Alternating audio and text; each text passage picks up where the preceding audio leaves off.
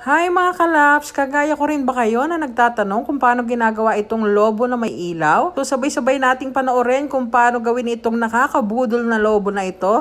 Lalo na pag may kasama kang bata, hindi pwedeng hindi ka mapapagastos. Sinong nakaka-relate dyan? Please comment down below. So tara na, panoorin na natin kung paano ginagawa to. Let's go! So ayan ang unang ginagawa ni Kuya. Hinahanginan niya yung lobo. And may dala na siyang automatic na panghangin para mabilis ang kanyang ginagawa. And after that, tatalian niya para hindi sumingaw, of course. Then, naka-ready na rin yung stick niya dyan na may ilaw na and yung battery kasama.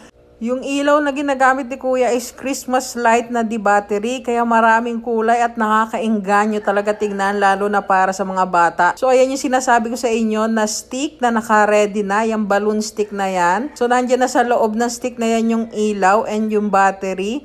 Iko-collect na lang ni Kuya yung balloon na ginawa niya dyan. Then, tatalian niya para maging stable. Ayan, lalagyan niya ng tape para hindi gumalaw-galaw yung balloon mismo.